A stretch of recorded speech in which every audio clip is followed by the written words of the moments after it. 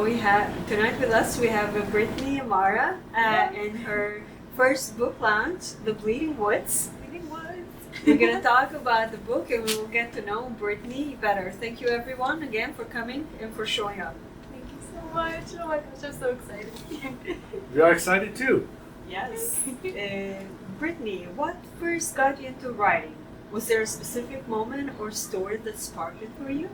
Oh my goodness. I love that question because whenever I think about writing, I always feel like it's this magical and like borderline spiritual experience for me. So I feel like it's difficult to pinpoint the exact moment that I started writing, but I do know I've been doing it like as long as I can remember. Like I think it's just been the way that I have found my voice throughout life. So, but I do have to shout out because I do think there was a particular story that did start it all for me, and it was the 2014 Teenage Mutant Ninja Turtles movie because that was the start of me writing fan fiction on Wattpad. So the people who know me since I was young know this, but I used to write fan fiction like every single day, and it was actually the Teenage Mutant Ninja Turtle movie. And then it led into Marvel that inspired me to start writing and have a consistent schedule. So it was really, really impactful for me, and I guess I would kind of like remember my roots. It was that movie. By the way, we have the Ben over there, Marvel author. Yes, Hi, we Ben. do that. Hi, How Ben. you doing? Anyway, that is a great story. Thank you for sharing it with Thank you. us. Thank you so much. Brittany, do you have some kind of routine, like a sitting or like a yoga or whatever? You have like spiritual thing, like Yeah, yes. when you're writing. When like for my writing, Yeah. yes I do, absolutely, because writing is such a like spiritual and like astral magical thing for me, so it does take a lot of like prep. Like it sounds so weird saying it, but yeah, I feel like I spend a lot of time just thinking about it, like spending a lot of time just in that space, and a lot of music, a lot of meditation, and a lot of times the story will kind of fully form in my head before it ever touches the paper because of all this meditation and all these, like I go on these really long nature walks, and honestly the best way I can describe it is that like I'm not seeing anything.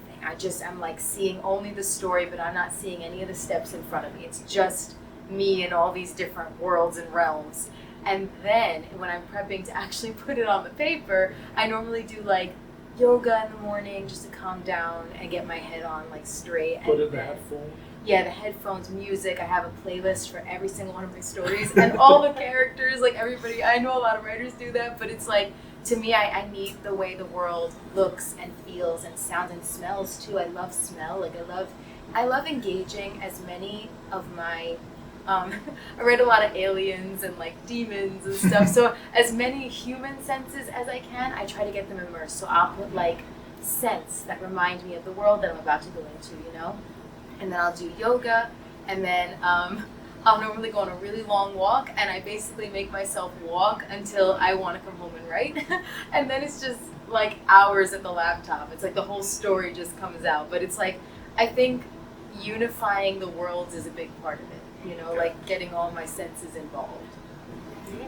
Yeah. Thank you for sharing that. Thanks. So are you the type who outlines everything ahead of time, or do you just dive in and see where the story goes? Oh, a little bit of both.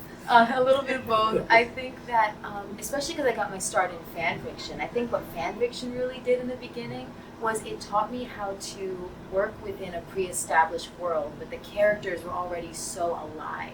So I think a big part of my process would definitely be making sure I have the characters solidified, making sure I've got everybody, but also since it is so spiritual, it feels like I'm just going to like parallel lives and talking to people that I already know. So I feel like I need to get to know them in like this meditative astral place, and then I can roll into the story. But then when that starts to happen, it's like it just evolves on its own. It like blossoms on its own. Once I've got the foundation, then it just You blossoms become a chaotically. friend. Yes. It's like I feel like I genuinely forge these like relationships with all of the characters where I get to the point where it literally feels like it's either a life that I've lived, a life that I'm currently living in like a parallel sense. How long did it take you to bring the life into what you wrote? Oh, like to bring Bleeding Woods? Yeah, How- exactly.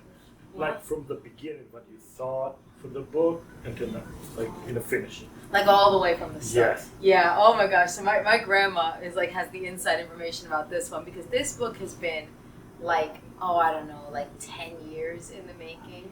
But it's only because, no, maybe even longer. Because I think the first concept for it came to me after I went on this like really long drive back from like upstate, and I just looked into the woods and I thought like, there's something in there and it's communicating with me. And then it ended up being Jasper, who has been then in like this weird astral communication with me for years. He's a character who I've talked about this with like other people that I've like collaborated with who've asked about like what Jasper is all about. And to me, he's been just kind of like this safe character to experiment with all my stories, you know, like within him and his world. So a lot of my characters from other books have met Jasper because over the course of the last like 10 or so years, he's been like him, and this forest has been a place that like all my characters have visited. It's so interesting. It's like almost weird and like difficult to explain. But then we skipped to like present day. Like I would say, oh, I don't know what year this was, but for a Mother's Day gift, my grandma really, really loved the original story. So I was like, let me put something together for her. So the first ever draft of it was a Mother's Day gift for my grandma. And I had my first book is how I ended up connecting with my literary agent, Monica. She is the best. Oh my gosh, Monica, she can't be here tonight. But shout out to Monica. So the first book that I wrote that connected me with her, we put it out on submission, but it didn't get picked up. So then she asked me, like, do you have anything else just kind of, you know, lingering around? And I asked my grandma, like, what should I By do the with way, Grandma? she's Grandma's over there. Thank you, Grandma, Thank you, Grandma. for inspiring Brittany. So Always. She's the one who's believed in me before I knew how to believe in myself. I put it in the dedication of the book. So I asked her, I'm like, what do you think I should do? And she was like, do the one I told you to do. So she was saying Bleeding Woods because for years she was saying, you got to write Bleeding Woods. That's going to be the one. So I tell Monica, I'm like, I have this book, I have this character, and I think I can whip it up in like maybe 2 or 3 months. And because the story had been with me for so long and the character, it felt like Jasper was like, ooh, it's my time. So it really just the actual book. I need to shine. Like, Yeah. oh my gosh. Did you have the title from beginning, or it No. comes like later? Oh, it's actually so funny because the book was originally called Jasper Wood. Oh, It was Jasper called Jasper Wood. Wood. That was Oh, the that original. was cool too. Yeah, it was cool too, but then we were kind of talking about it with the team, and I love my publishing team. It's 47 North, and they are the best, and we were all like, shout out to 47 North, Elizabeth, I love you. And we were trying to figure out like what's a good title, so I actually asked one of my best friends, her name is Adriana, she's here too, and Adriana, and I was like, we're trying to come up with a title, you have any ideas? And she just pauses and she's like, The Bleeding Woods. And I'm like, what? She got it just right away. And then I sent it to the team. This was, after I had already, after we had gotten, picked up by 47 North and everything. And they were like, that's great. So, I don't know, the first question, I think it took me about 2 and change months to write the actual book, but the whole story was like 10 or something years. So And then cool. Bleeding Woods title came from Adriana Salguero. Yay. Oh my gosh, yay. Okay, so I was one of the lucky ones to get the book first Yeah. before it actually came out. Oh, Like, that was so wonderful. Officially. So I always say like you have a very unique and authentic way of writing, and I believe with my whole heart that you're very, very talented. Oh, thank you so much. And especially mentioning Jasper, the way you elaborated the character, even though he's like, you portrayed him, I don't want to spill out too much, but Spoilers. as an, You should buy the book, by the way. Yes. You should buy this so interesting book. Yes, even though he's like the negative character, he's like in such pain, and you describe this so well, like and the way you describe it is like even though they're like mean people, that meaningness, it's always coming out from a very big pain. Oh my goodness! Thank you so much. That means so much to me. It is good. I mean, it is really good and interesting. That's why I'm telling everybody here, you should buy the book. Brittany gonna sign for you, so. We got the copies, but oh my goodness. But yeah, I think that was a big part of Jasper. Like, I think that the whole book, it was really, really interesting to experiment with the complexity behind all the characters. Because I don't think it was really a book where you have a distinct, protagonist and antagonist. Because everybody's got these complexities behind them. And while I was writing them, I mean, it really felt like these were people who were coming alive for me on the page. And as human beings, no one's just black and white. No one's good or evil. So when I was actually writing the book, it felt like I would sit down and I was just like, tell me your story. And sometimes, it would be like these things that I'm like, okay, we gotta work this out. And Jasper was that, in the context of the story, he's like this villain. But it's funny because I have other books where he actually, other like little appearances he's made. It's funny because I feel like this will be interesting with every other book that comes out after this. It's funny because no matter how distant the worlds are, most of these characters have met Jasper. So there are some where he's You're really connected with that. So connected with Jasper, with Clara, and with all of, there's like this kind of multiverse of characters in my mind, and a lot of them have met Jasper, and sometimes he's the protagonist because a more healed version of him, a version of him that doesn't kind of go down the bad path, ends up being a protagonist. But the version of him that succumbs to the darkness is the antagonist in Bleeding Woods, because that's kind of, I think, what the story really poses, like, to the audience as a question. Like, do you there's a lot of pain that we can go through in our lives, and we get to choose what we do with it. We get to choose if it makes us into a villain and a monster, or if it gets to make us into, I guess, a hero or something that can inspire others. Maybe both. Right. Maybe both. Maybe like non-duality. You can be both and then still find the light somehow. Definitely. Okay, so what was the toughest part about getting started on the journey of actually writing the book from the beginning to the finish? Oh my, yes, because I know this is kind of like more of a deep question, so we're going to get a little deeper, a little more vulnerable, but I think art is a space where we kind of have that place to be vulnerable, and I'm so grateful that this book has been a space for me to experience a lot of healing. So when I first started writing The Bleeding Woods, when I first really sat down at the computer, I was experiencing one of the most difficult times in like my whole life. I was really in the throes of an eating disorder, so a trigger warning, eating disorder mentioned here, but it was really bad. I was in a really, really bad place, and I felt like this book very rapidly became like the reason I was getting up every day, because I was in a place in my life where it felt like there was so much darkness and so much hopelessness, and I smile about it now because I've come out on the other side seeing like, I'm so glad that I'm so glad I didn't give up, because I'm here now. But I think the most difficult part about writing it was that the book itself ended up becoming a conduit of healing for me, and Clara very much became the character through which I was processing so much pain and so much emotion and so much anger and so much of everything that was spiraling inside at the time. So in her chapters, even though I didn't really see it when it was happening, I was very much expressing my frustration and my discomfort in my own body, and how I felt about everything that was happening to me and for me. I say for me because I feel like all the struggles we go through in some way serve us, but she was helping me to process everything. And in a lot of ways, I feel like Jasper was kind of like holding my hand and being like, don't worry, we're going to get you through this. No matter how difficult it seems, you have a reason to get up every single day. And then I think when I did become conscious of the fact that I was healing my eating disorder through this book, I started getting a little scared, and then that made it really scary. But then I started saying that I must be writing this book for somebody out there who needs this healing as much as I did, as much as I did at the time. And which is funny, I almost had to catch myself just there. I was going to say as much as I do, but then I was like, oh, I did, because this book got me through it. But now I just trust that if there's anybody who's going to be healed by reading this book as much as I was healed by writing it, then I think that's the reason I wrote it every day. So it made all the difficult times worth it. Right. No, thank you for sharing this part with Thank us, you. Brittany. And this is yet another example. I'm a great believer that art heals us. Any type of art, it's definitely healing. Oh, In any way. So you can practice it or just like consume, I say, the art. yeah. Whatever it takes, it definitely helps.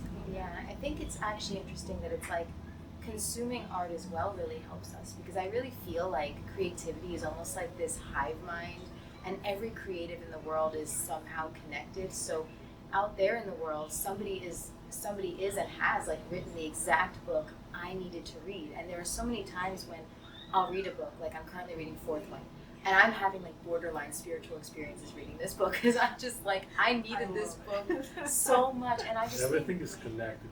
I'll experience something exactly like what I've written, and it almost feels like it was more of this like channeled astral prediction, or did I just connect with this? And I just feel like in that way we all are part of like one big beautiful story, and we all kind of align in ways so we can share the stories we want to experience. And this woman who drew the store, it's like she knew that this was going to be a part of her story. This is what she wanted in her story, so she aligned with you guys as so like funny. storytellers. So good thing, like I said, is everything is connected, Yes, and we're we all- believe in this. And We believe, we greatly So- believe that everything, we're all connected. It's anyway, so awesome. let's leave this spooky I know. thing to We'll the side. come Let's come back back. to the book. Okay, Oh, yeah. can you tell us what inspired you, like to write this book? How the inspiration come?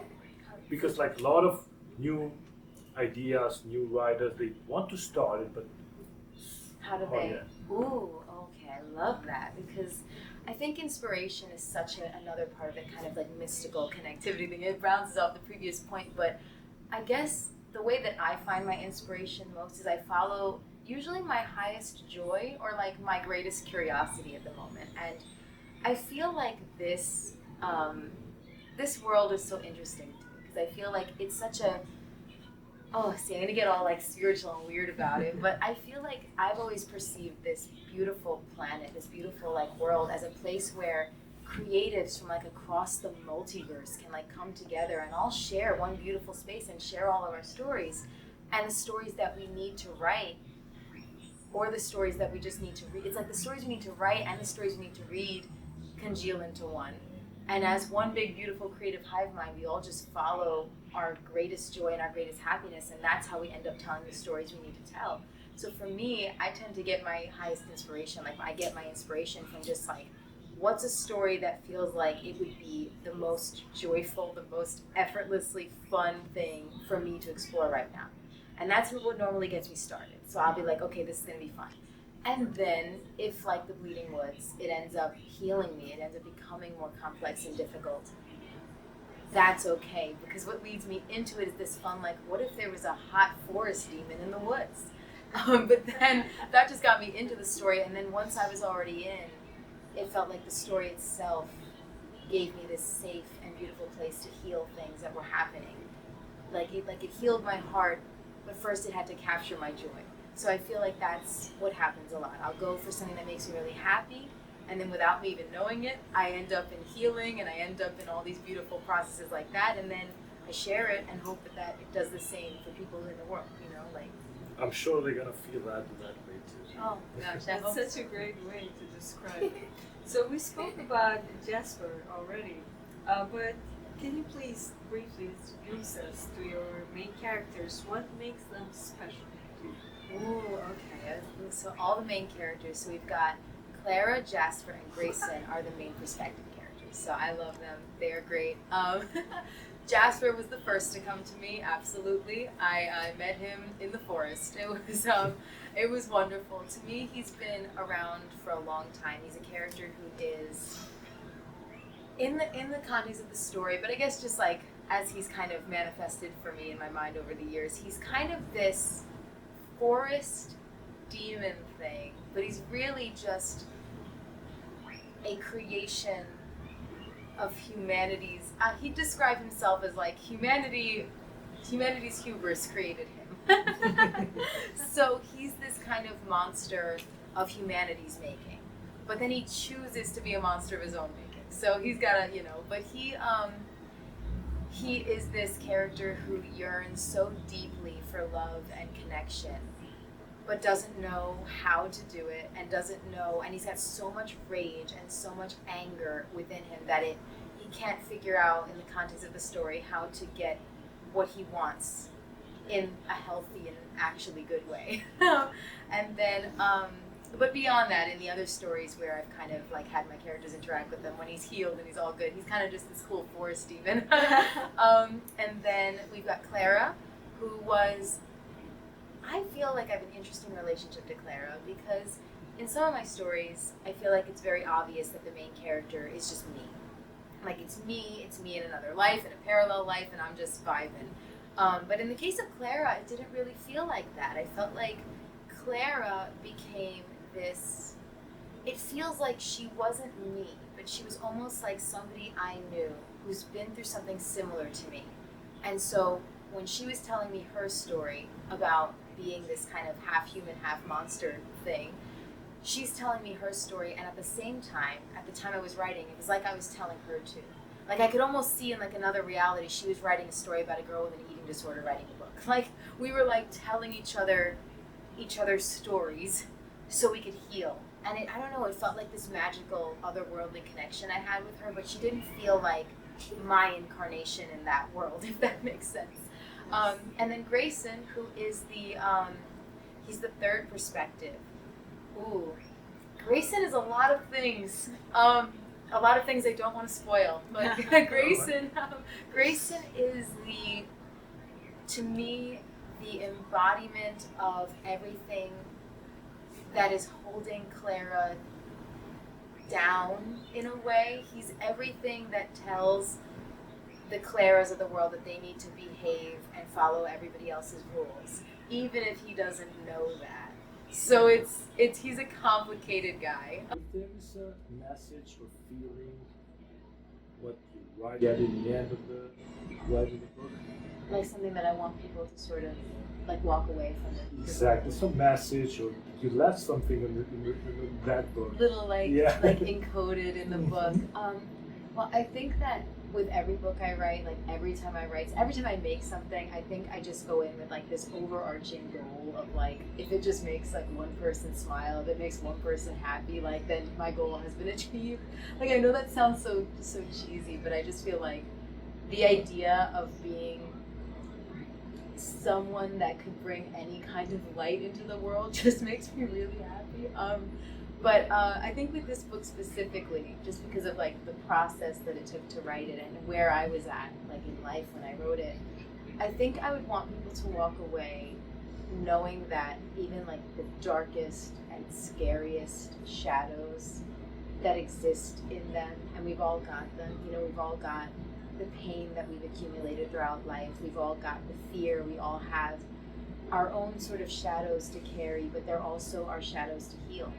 And I think a lot of times in life, we're taught to be angry or afraid. Like we're taught to be scared of these shadows, we're taught to get really mad at them, we're taught to treat them like these horrible things that we're either meant to like shove under the bed, and I think I'd want people to walk away knowing that one, there is no shadow or darkness in your life that is stronger than your light. And the only way that you're going to get that shadow to alchemize and turn into light is with love. Like you can't love the scariest, and they're only scary because they're wounded. Jasper is only scary because he's wounded. And so you can't,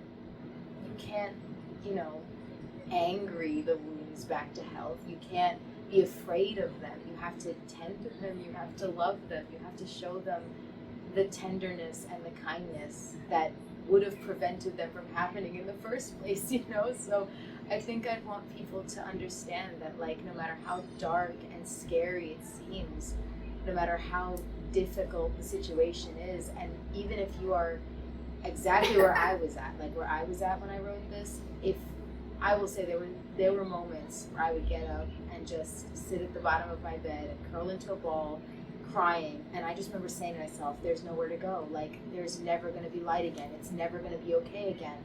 But the book, every single day, was a step toward being okay again, you know? So I think I'd want people to walk away knowing that there is light on the other side. It's going to get better.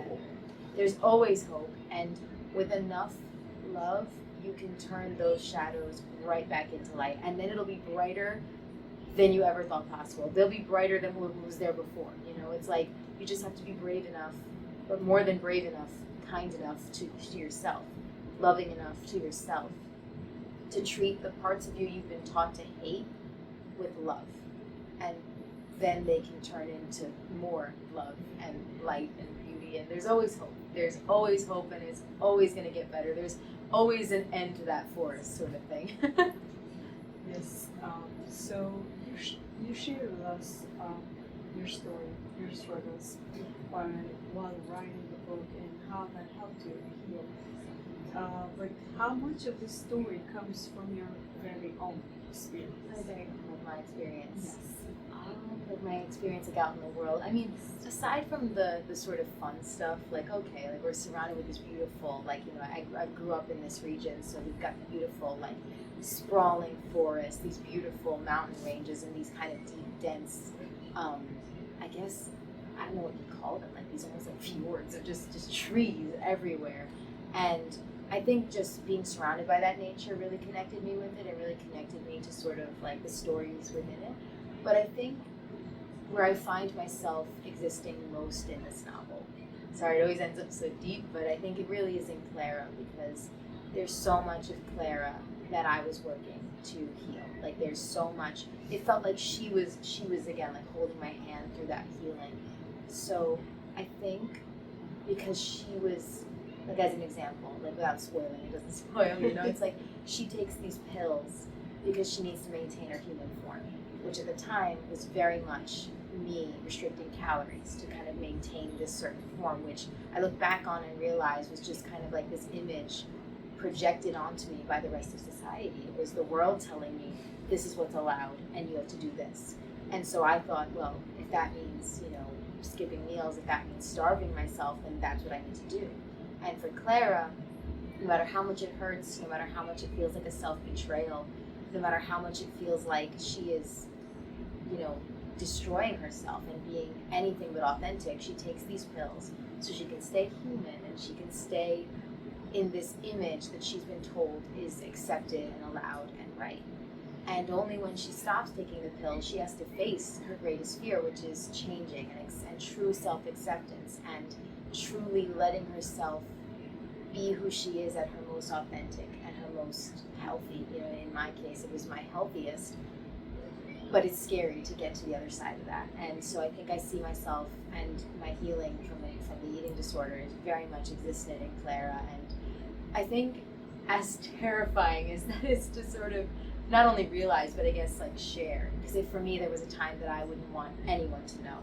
I'm grateful now that I can share it in this way, because you can help each other. We can help each other, we can help others, and that's why I say if there's anyone out there who reads this book and can process the emotions I was feeling through reading it, the same way that I processed them through writing it, I just feel like that's all I really wanted to do out in the world, you know, is just help anybody out there. So that if there's somebody out there anywhere near where I was, and I really hope there isn't, but if there is anyone out there, like this is one of those things too, it's like my family would be like, oh, you know, I hope it you know, it reached a lot of people, and then I'd have this moment where I'd be like, honestly, I hope it doesn't. I hope that there aren't people who are having an eating disorder and people who are dealing with these struggles, but I know that there are. So I guess I can't heal all the problems like that just by wanting to, but at least I can put something into the world that might help, you know? Yes, in other sense, like you are very authentic in your way of writing. So those boxes, we always say, are created by other things.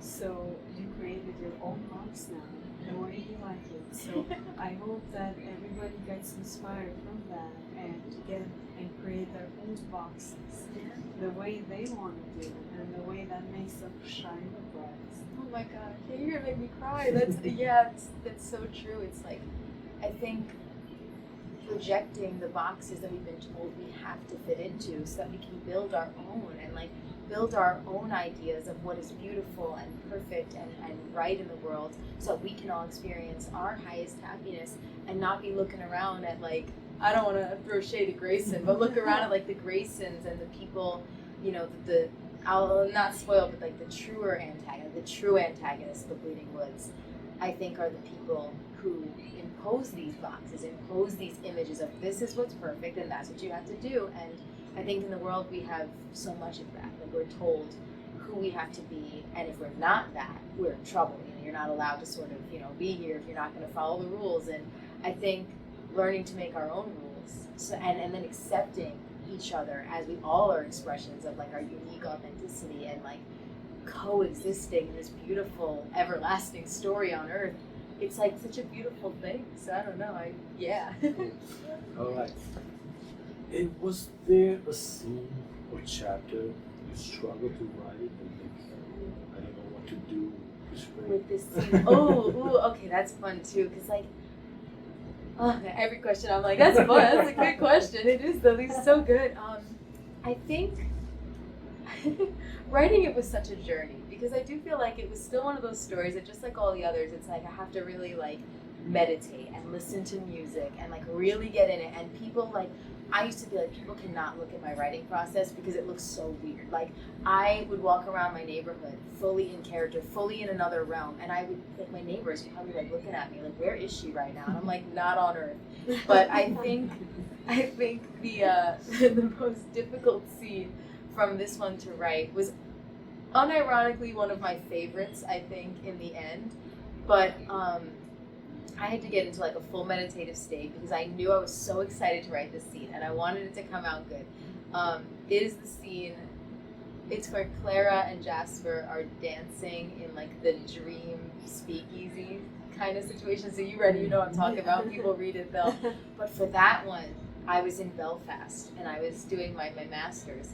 And I was rolling into the developmental edits, and my developmental editor, who's absolutely wonderful, had been like inspiring me, and like the whole editing team at 47 North and Monica, like she was also giving me all these beautiful, inspiring ideas, and it felt like these waves of creativity were just firing off, and then it was like, boom, I have this scene and I can't wait to write it. And I was so excited to write it that then I was nervous. Like I was like, oh my God, I want to write it so bad. So then I had to sort of ease myself into the moment, and I was playing Animal by Neon Trees. That was the song I was listening to. And I don't even know if that's the right song for the scene now that it's done, and like, but I remember I had all the lights in my room were red, and I had like cinnamon tea, and it was like I was so in the moment, and I was typing at like a mile a minute while this music was blasting, but it took me like weeks to build up to this. This was in the editing phases, like not the original draft. Probably dancing too. Yes, and then I would have to get up and like dance, and I was just really hoping that like people in other dorms were not going to look across and see me like acting out both parts. Like I was literally like in that realm, so it feels even weird. Like it feels weird to say like I was acting them out. It's like I was there, and like I'm like, oh my gosh. And it's funny because a lot of my peers from that program, we would talk often about what's your writing process like, and I'd be like, don't even get me started. I'd be like, I have like there's way too much. But I think in a lot of ways, a lot of writers have these like weird processes, and that's why I'm always like, no, tell me the weirdest way that you write, like because we're all weird about it. So I think that was my favorite scene to write, but I think it was difficult because it was my favorite. So I was just so excited that I like made myself nervous, but I still feel like it's one of my like most cherished in the book. Cool. In connection to that, on the flip side, what was one scene or chapter part that still makes you smile when you think about it? Oh, it still makes me smile. I mean, that one makes me smile too, but like in the way I'm thinking of that, like that crazy middle of the night writing session. But one that makes me really smile. I think I'm gonna have to go for one of the really scary ones. Like right. There's toward the end, there's a pretty scary one. Bless you. There's a pretty scary one toward the end that I remember writing it, and it was probably one of the. I don't want to spoil, but you know the scene where it's like behind one tree and then out in front of another, and behind and then out in front of another. That scene has been like living rent free in my mind for so long as like what I envisioned for like this would really scare me if it happened. And it was, you know, it's weird being a horror writer, which I never thought I'd actually call myself a horror writer because I never thought that I was scary. Like I was like, I can't write scary stuff. But the idea that some people have told me this book actually scared them is like, whoa, really? But this scene, I remember I was scared, like writing it. Like I was genuinely scaring myself, where I feel like after I wrote it, I had to, like Jasper as like an entity had to be like, I'm sorry, I didn't mean to scare you like that. It was just for the story. And I was like, yo, I was like, dude, that's so scary. And then it was so, I think it still makes me smile because I remember sitting in front of my computer, and of course it was nighttime. I'm writing this at night, and like writing this scene, and then literally having to be like, that was so scary. And then I think it makes me laugh because I do almost feel like Jasper was there, like, I'm sorry, I didn't mean to scare you. And I'm like, dude, why? But yeah, I think it makes me smile. It's funny. It's funny. Yeah, it is so funny how they all sort of like, and I know it's definitely one of those scenes too that I'm actually grateful in like hindsight that it was like the perfect setup for like my grandma like opening the door and being like, would you like some chicken or something? And I would have like jumped out of my seat, but no, I was. It's so funny how you try to be connected with the character, like to try to protect them. Like don't be scared. Don't be scared. Don't be scared. No, it's true. It feels like me and the characters because it's like. It is fun to imagine the characters as, yes, like in the content of the story, like they're flawed, and it's this whole like story where some are the villains and some are the protagonists, but at the end of the day, it always still kind of felt like we all stepped off the stage sort of thing and be like, that was a good chapter, guys, good job. So it's like, I think after writing really scary scenes and really like violent scenes, it feels like I'd almost have to be like, is everyone okay over there? And they'd be like, yeah, we're good. It was just a lot. And I'm like, I know, it's a lot for me too. And we'd all just be kind of like, it's okay. It was so fun. It was just like, just a joy the whole process. I mean, my writing is always kind of like such a joyful process for me that I always get kind of confused when people are like, oh, writing, it's so like, I hate doing it. I'm like, why do you hate doing it? Yeah, like, I love it. It's so fun and weird. I want to ask you, like, if like writing is hard.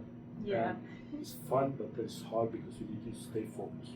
Yes. So how you stay focused on, I mean, like in a life you are lot of interruption. Yeah.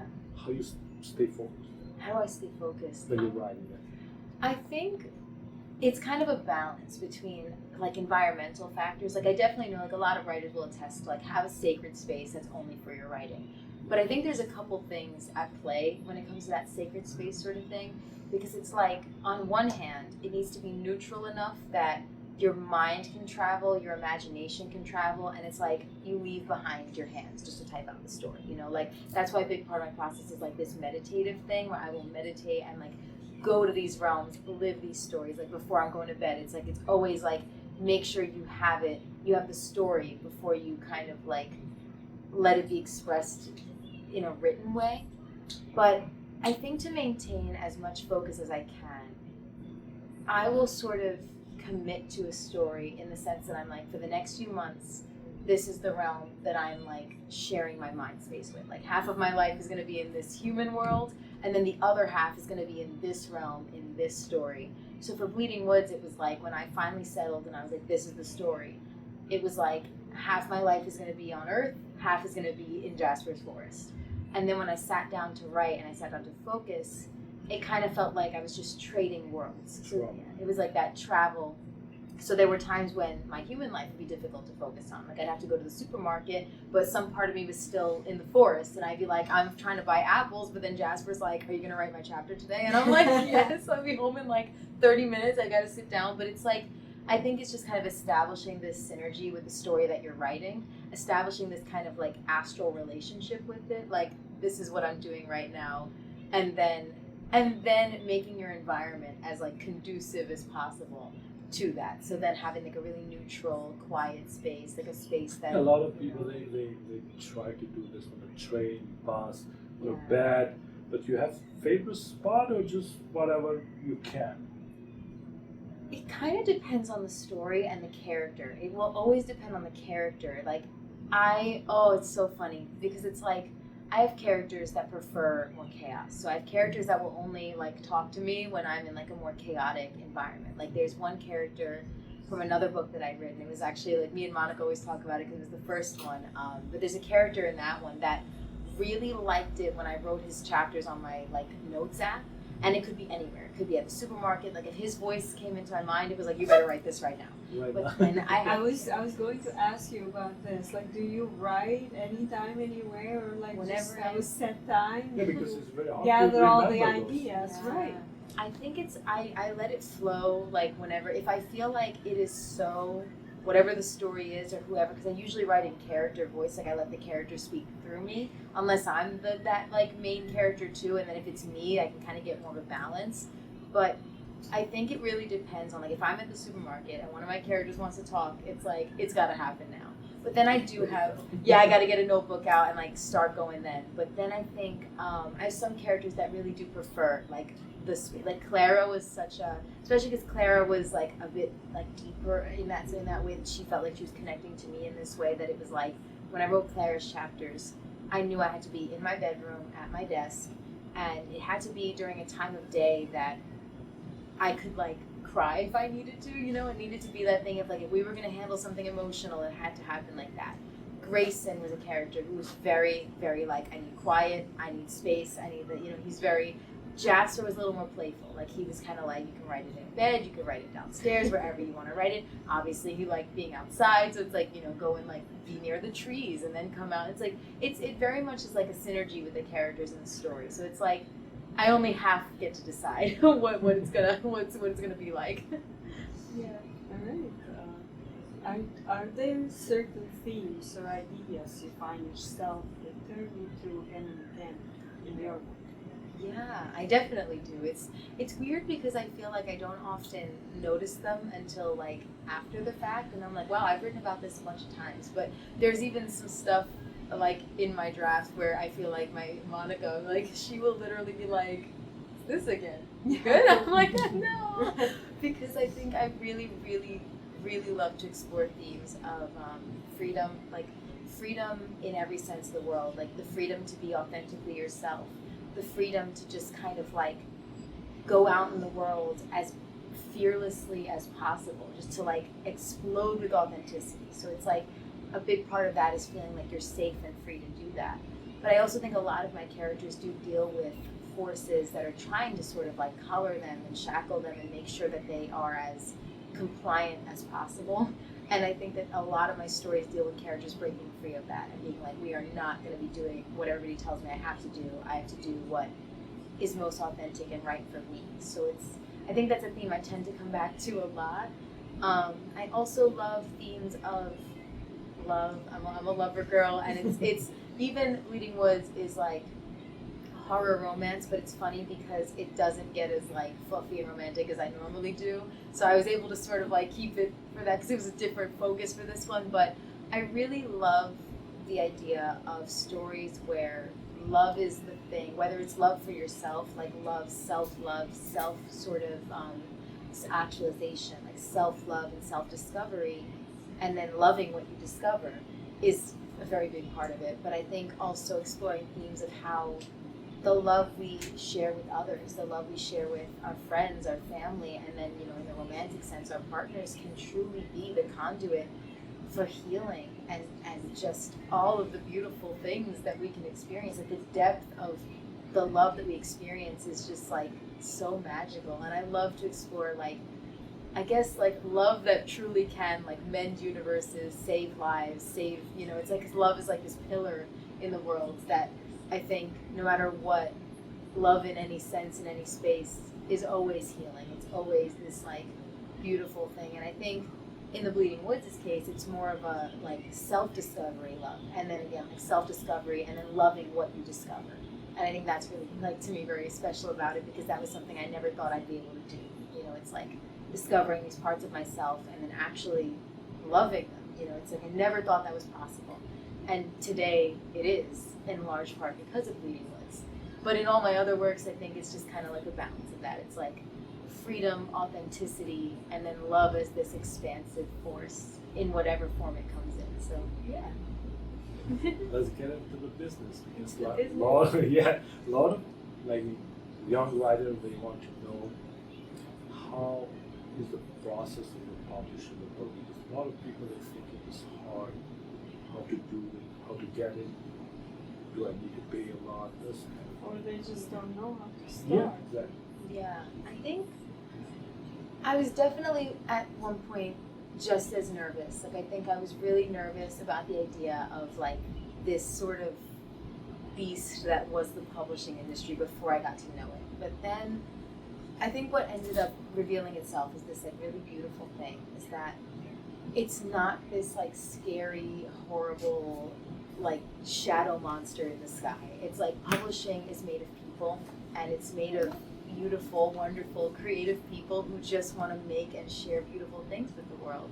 So my journey, which has been like a really twisty, turny one, but it's like the first book that I ever wrote was called Star-Blooded, and I keep teasing it. It feels like it always is there in like the space, but it's like I wrote that book from a place of such joy. Like that was a book that I wrote just because it was before I was willing to sort of face the shadows that I faced in Bleeding Woods. This was a book that I wrote just to bring myself joy, and I planned to show it to nobody. Like I was showing this to nobody. I was like, if anybody ever reads this, I will just simply dissolve. Like I don't know what I would do. But then I finished writing it after, like, I just wrote it every single day. I had no intention of publishing or anything. I just wrote it because I loved it. And then I had like 110,000 word manuscript in like 3 months. And I was like, what do I do? So my mom's like, I have my friend, like, I love her. She's like my aunt. Her name's Irene. Irene, she's over there. I love her. Oh my goodness, she was my first beta reader. Oh, Irene is the best. And my mom was like, why don't you send this to Irene? And I'm like, no one could ever read this. So then I finally like broke and I gave it to her, and then she gave me the most beautiful feedback. And she was one of the first people to be like, you got to get this published. You got to go for it. So I spent just weeks like researching and figuring out like what do you do with a book, and I put all that research together into a query letter.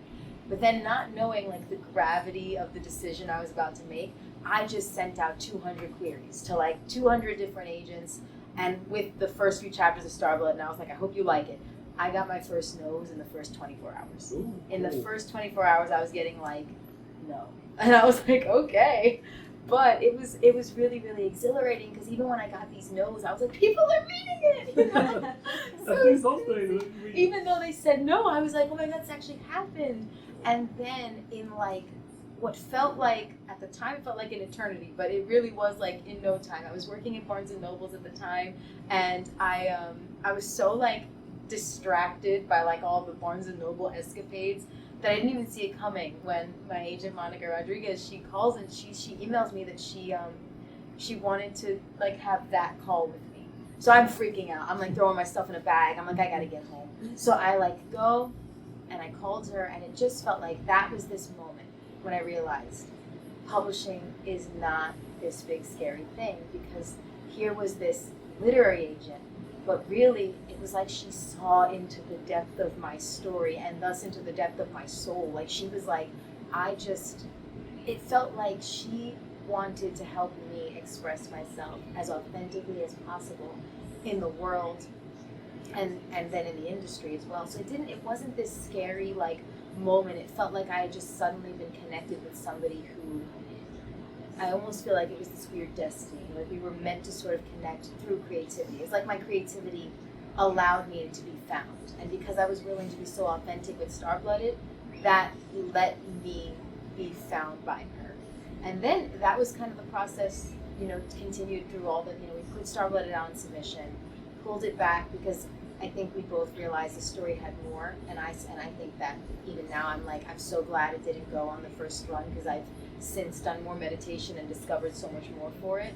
But I think when Bleeding Woods went out, we connected with Elizabeth in like a really, really quick turnaround as well, because when I get on the phone with Elizabeth, and it just felt like she knew what the heart of the story was without me even saying it. So then it was like this other like tier of scariness, like, oh my God, this is a real editor. Like first it was an agent, then it was an editor, and then I realized it was just another beautiful, wonderful, creative human being who wanted to help me tell this story, who helps people tell their stories for a living.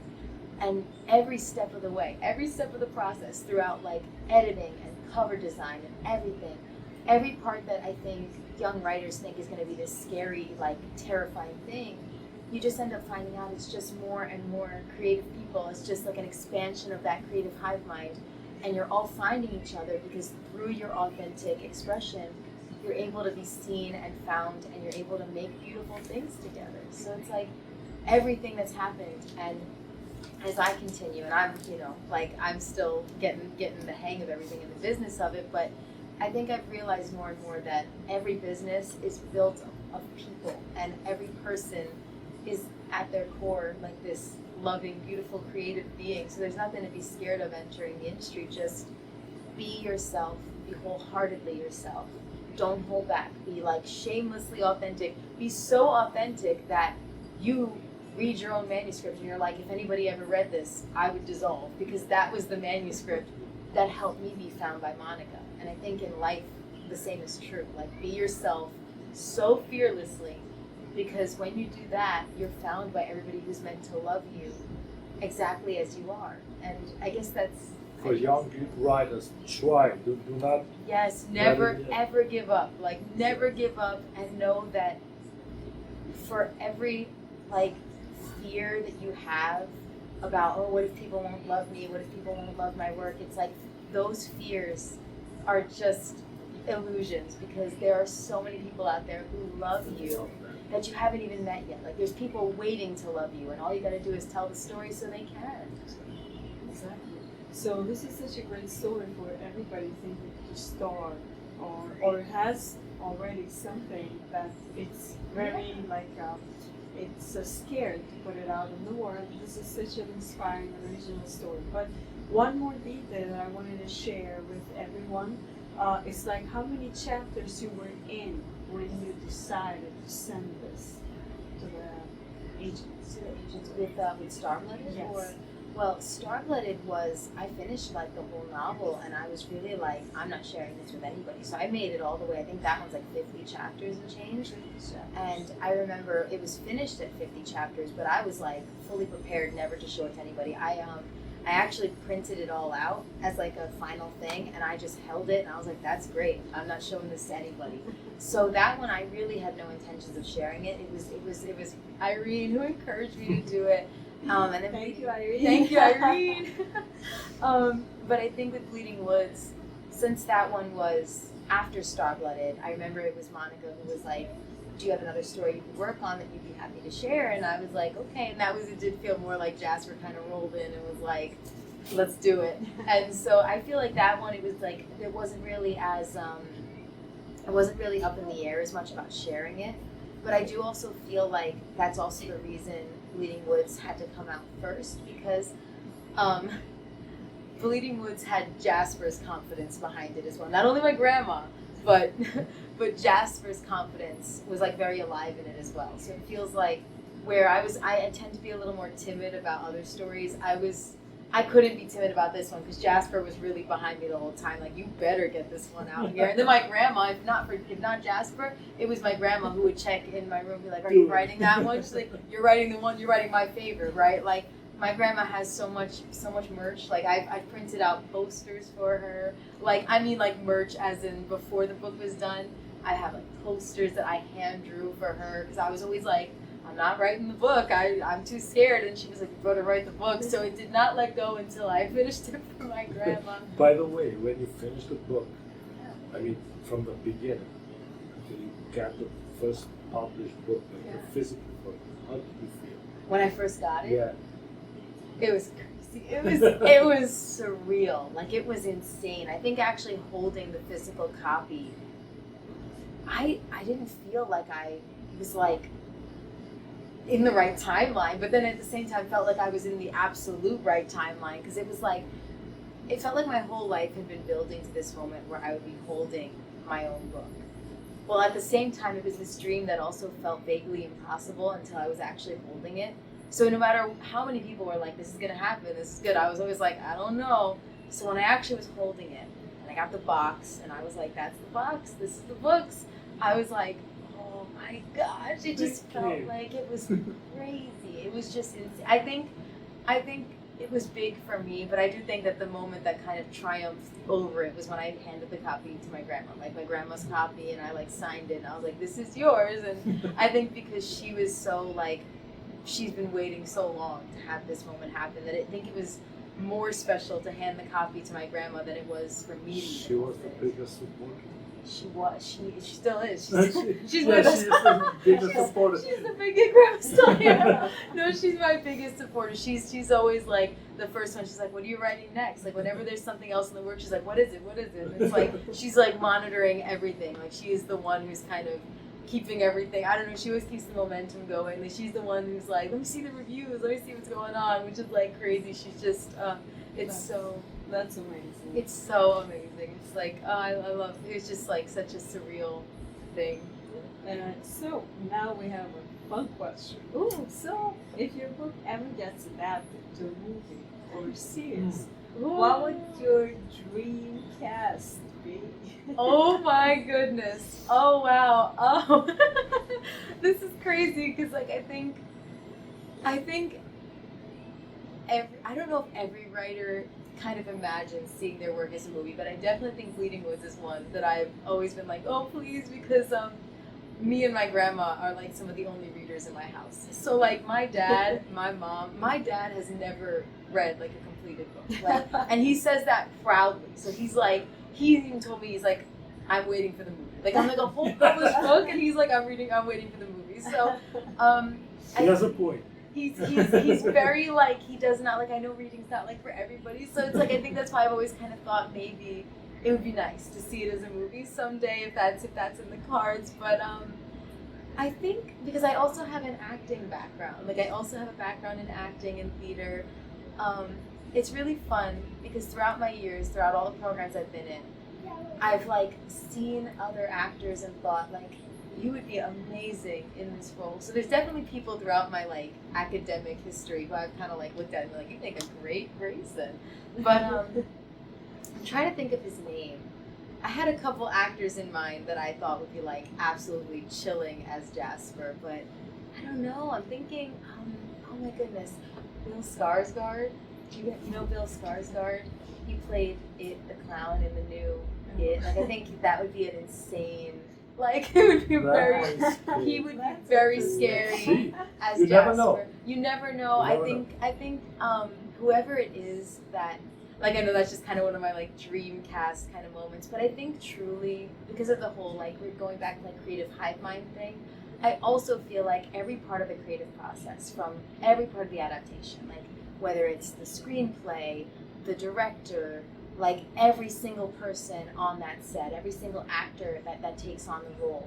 I think I just want the story to do something for them as well. Like it healed me to write it. To feel it, you know, it healed me to be a part of it. And I think if the creative process of Bleeding Woods was to extend into other formats, and it was, I mean, we have a beautiful audiobook, and I feel like the actors who did the audiobook, it's like amazing. And I just think to myself that like, stories may come to one person in one form, like if I was the one to write the novel. But I think if this story is meant to go on to resonate with, maybe do something positive in the life of other creatives, then I think I want it to align with those creatives. So like whoever plays Clara, like whoever comes to the screen to play Clara, I want Clara as a character to come to that actress the same way that she came through to me, and help that actress with whatever she may need from Clara. Because that's as an actor, like that's what's often happened with me, is the roles that I've gotten will offer me something. Like I've stepped away from every role and every story, and I do modeling, and it's like even every photo shoot, every single creative thing that I do, I walk away like with something. So I think, I don't know what it will be for every single person in the creative process should we get a movie or something like that, but I just want every actor and every part of that team who aligns to get something as meaningful out of the story as I've gotten from it, you know. So it'll be like this special, cosmic, beautiful alignment, I hope. Well, and one last, at least but last, what advice would you give to someone out there who's dreaming of publishing their first book? Oh my goodness. I have so much that I would give to anyone out there who wants to publish their first book, or honestly just make anything creatively. I think the act of being creative comes naturally to us. Like, I think as human beings, as astral beings, as just whatever type of beings we are in this life, being creative is the easy part. That's the natural part. We have that in us. We do it from when we're children. You know, we're storytellers. But sharing it, that's the scary part, because sharing it means allowing yourself to be seen, allowing yourself to be heard, allowing yourself to be visible in the world for who you really are at that moment. And sometimes that means sharing parts of you that are in progress. You know, like the woman that I was when I wrote The Bleeding Woods is not who I am today, but she's an echo of who I was. And letting people see that echo is huge for me, because when I was writing it, I was at a point where I remember just like breaking into tears if someone even mentioned like my eating disorder. So the fact that I'm at this point now where I'm actually sharing about it, it feels so surreal, you know? So I think I want people who want to share their creative work in the world to know that the creativity is, oh my, it just feels so like, it feels so like cheesy to say it, but it's like, don't be afraid to let yourself be seen in every different beautiful shade and shadow of you. Let yourself be authentic and fearlessly so, because only by letting yourself be seen are you going to let yourself be found, and then you're going to let yourself be loved. You know, I think we need to sort of show up in the world and in life and in every single way as fearlessly authentic as possible. And sometimes, again, that is scary. Like, I think, not like as a small tangent, but it's like, some people have asked me, like, how do I handle reviews? Because, you know, some people will be like, how do you handle bad reviews? How do you handle things like that? And it's really interesting, because I think that's something a lot of new writers are really afraid of. They're afraid of the negative feedback. But what's really, really meaningful you're so cute. What's really, really meaningful to me is that Bennett, quiet, Bennett. No, it's just so wonderful, because it's just so wonderful. It fits the energy so well. What's really meaningful to me is that even the negative reviews have such positivity in them. Like, I think that like as we said, it's like being creative is natural for us. Being creative is like that beautiful, like going back to that childlike state of just creating and exploring and not being afraid of those things. But then you share it and it's like, oh no, people are going to see this. But even the negative reviews that I've gotten have been so profoundly helpful. Like, I've gone on the Goodreads and genuinely I've gotten some like scathing reviews, but some of them have come through at like the perfect time, because I genuinely had to respond to a few of them and be like, this saved my dissertation. Like, without that feedback, I might have gotten like a terrible grade, because they were calling out things to me that I wouldn't have seen. So I think that, like, being afraid of being seen, one, you're going to find people who love you. You're going to allow yourself to be found by people who absolutely love you.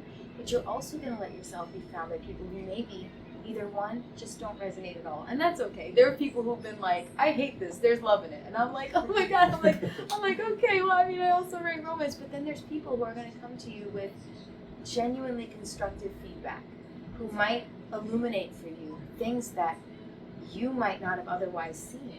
And then there's love in that. Like, there's so much love in that, you know? And I think it's like, I mean, there's like a timely giggle over there right now, which I think works so well, because it's like, if that's how you can approach, like, all of it with just kind of like this childlike wonder and happiness. It's like, giggle at every part of the process. I love it. It was so perfectly on time with the topic, but I guess to sort of unify that point, it's like, for anyone who's out there getting ready to share stuff, Try, don't do get it. shy. Just Yeah. do it. Don't be shy. Be as like fearlessly authentic as possible, because only by sharing that authenticity are you going to be able to find everybody in this world who's meant to love you.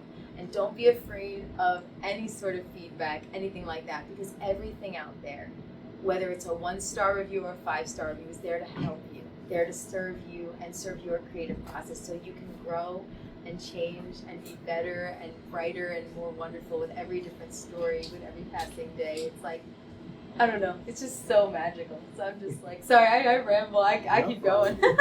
Thank you so much, Thank Brittany you. and Amara, for this beautiful conversation. you. Thank you, everyone, Thank for you, showing everybody, up. for and Thank you, your everybody, for support. showing up. Thank you. Leading quotes available Before in we Libri. go, Oh, yeah, before we go, Libri. can you read us some pages for us here? Yes, I would love to. If everybody's down, I'll read some Thank you. pages. Before she started, please everyone here, take out the phones, turn on the flashlights, and let's read under the stars. Oh my goodness. So Oh here we my go. goodness. It's gonna be so cool. Thank you. Oh my gosh, thank you so much. Reading under You the can stars. choose whatever you want. So Everything. Oh my. just it's couple. Just a little bit. I definitely will not be able to be nearly as wonderful as the audiobook people. I think. Yeah, the view is so nice. So you should try. Oh my gosh. Oh my gosh. This is amazing. Let's see, I really like this part here. I'm trying to get a part without spoilers because I feel Oh. like with a horror thriller, elements of dark romance, it's hard to sort of find a place that's not going to spoil everything. But you know what? I'm going to just, Jasper wants to talk here. So we've got one little paragraph from the end of Jasper, and then I'll read the first of Clara, so you kind of get a sense of both of them. But get into character here. It's always like I gotta be like, Jasper, you here with me? Oh my, okay, so he's being very murderous in this one. But shall I have another playmate so soon? Usually, there's a bit more time to enjoy my art before fresh paint comes along. What shade will it be this time? Agent or civilian? I travel by shadow to the border of my forest. A building decorated with petroleum promises serves as an unspoken indicator of where my particle barrier prison meets the world beyond. My DNA, of which the EHKI has too many samples, cannot pass through. Nothing could have prepared me for what I find at the gas station. Nothing could have prepared me for her. And then I can read a little bit of Clara, if that's okay. That was Jasper's voice. So I can read just a little bit of Clara here. Oops, is that an apple juice break? Oh my gosh. Oh. Okay, so I got a little bit. So Clara.